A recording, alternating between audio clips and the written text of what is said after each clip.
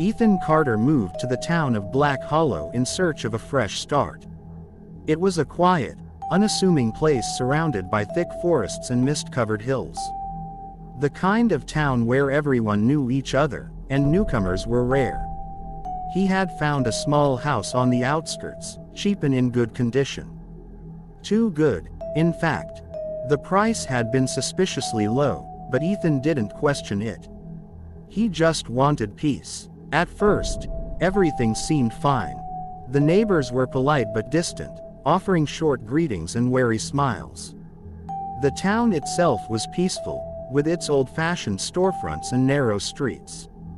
But something felt off. It was subtle at first. The way people looked at him just a second too long.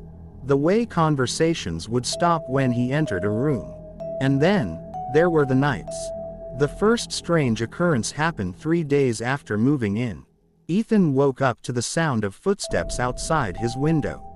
Slow, deliberate, he peered through the blinds, but there was nothing there, just the dark silhouette of the forest beyond his backyard.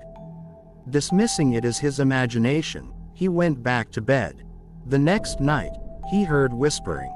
It wasn't coming from inside his house, but from outside. Low voices, murmuring something he couldn't quite understand.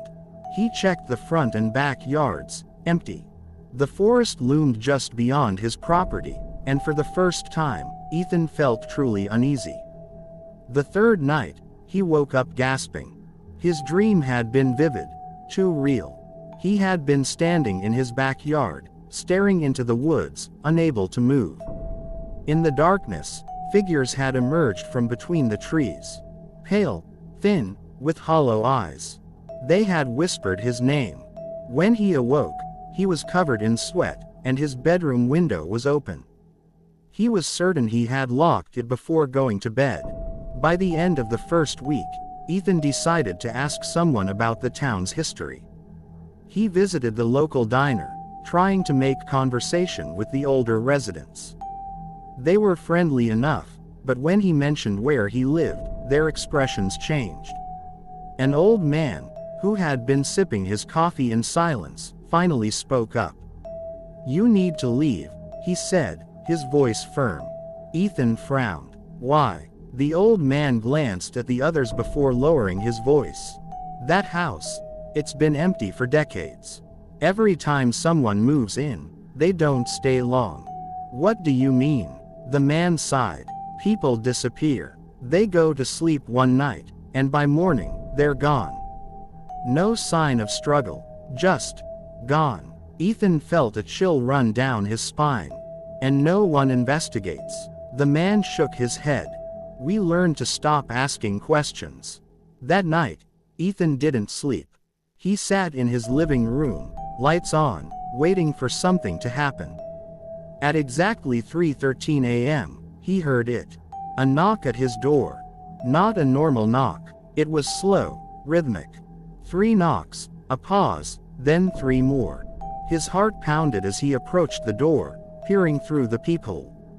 Nothing. The porch was empty. Another knock. This time, from the back door.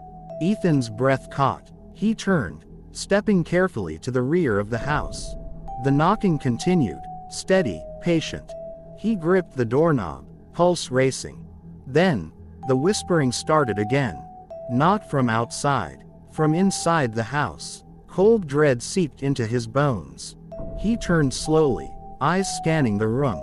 Shadows seemed to shift unnaturally.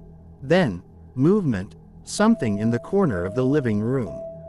A figure stood there, tall, too tall. Its skin stretched too tightly over its bones, its head tilted unnaturally.